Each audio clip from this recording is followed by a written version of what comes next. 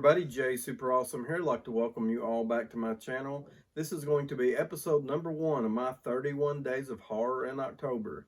This is going to be everything I watched from October 1st through October 3rd. So a short week this week, but I do have some pretty cool movies to talk about.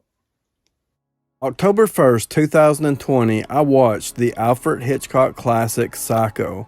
I was really excited to revisit this one because I had very recently finished watching the Bates Motel TV show and I absolutely loved it.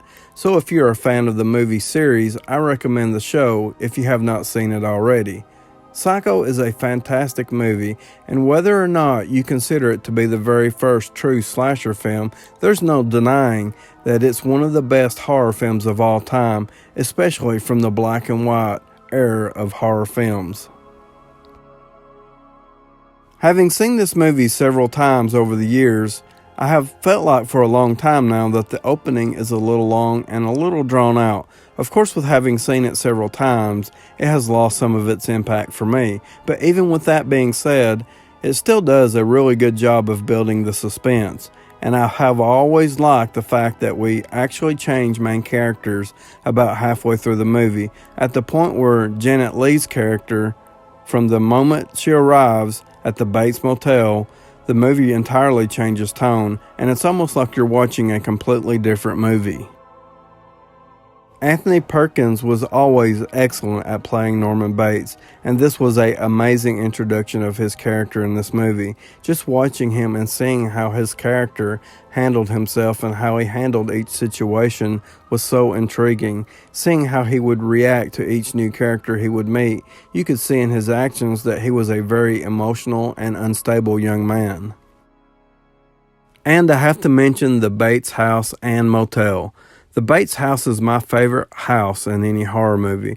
I love how it just sits there on the hill in all of its creepy glory, and thanks to the TV show, it kind of gives us some insights as to what had been going on inside that house leading up to the events of the movie. Now, something to keep in mind with the TV show, it's a newer interpretation, so it is a little different in terms of timeline. It's a modern take of the story. But I love the Bates house and how creepy it looks sitting on the property overlooking the motel. Great stuff. If you haven't seen this classic horror movie, it's a must watch, along with the TV show and the movie sequels. October 2nd, 2020, I watched Critters 4, They're Invading Your Space. I had a pretty good time watching Critters 4, but out of the original 4 movies, this was definitely my least favorite one. I really love that this time around that most of the movie takes place in space. Of course, we have had some space scenes here and there throughout the series, but the main setting for this one was in outer space on a large space station, which was actually some reused set pieces from the Critters 3 movie. Critters 3 and 4 were being filmed back to back, and when different parts were complete with the third movie, they would quickly refurbish the pieces of the set to build the scenes for this movie, and I thought they did a really good job with the setting for Critters 4, especially with what they had to work with. My biggest issue with this movie is that we don't really have that many critters in this movie. We mostly have the main two.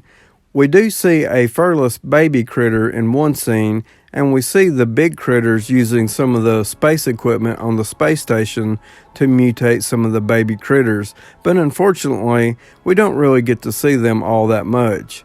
But I can say all the scenes that we do get with the critters in this movie are highly enjoyable. Another issue I have with this one is the characters that we have this time around. While I thought all the acting was pretty decent for what this movie is, the characters overall were not that great. We do actually have some fan favorite characters coming back with Charlie and Ugg. I thought that was pretty cool, even though I thought that the humor with the Charlie character by this point had pretty much felt like it had run its course with me. I did also want to mention that horror legend Brad Dourif is in this movie playing as Albert. He is a tech-savvy character that finds out that he can trick the computer that is running the space station by telling it to do the exact opposite of what he wants it to do. For example, if they need access through a door and they don't have clearance, All he has to do is tell Angela, who is the computer, to don't open the door, and of course she will open it. It's a joke that gets a little old by the end of the movie. I also wanted to mention that there is a twist at the end of the movie that I didn't really care all that much for. I know that mostly this sounds like a negative review, even though Critters 4 was my least favorite of the original 4 films. I still did enjoy watching it. It was mindless fun, and sometimes, considering how stressful the world can be, mindless fun is all that I need. October 3rd, 2020, I watched Open 24 Hours. Welcome to the graveyard shift. Pray you never run out of gas. Open 24 Hours is a fun and entertaining slasher movie that has really good acting, enjoyable characters, and a suspenseful storyline. The main location of the movie is set at an isolated gas station, and I thought it was a really great setting for a slasher movie.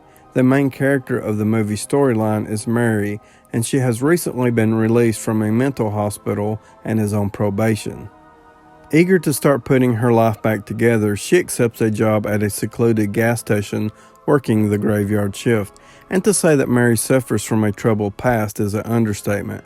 Mary's ex-boyfriend was a serial killer who was known as the Rain Killer. And something I thought was pretty cool about the movie was it actually has a theme song that kind of ties into the killer.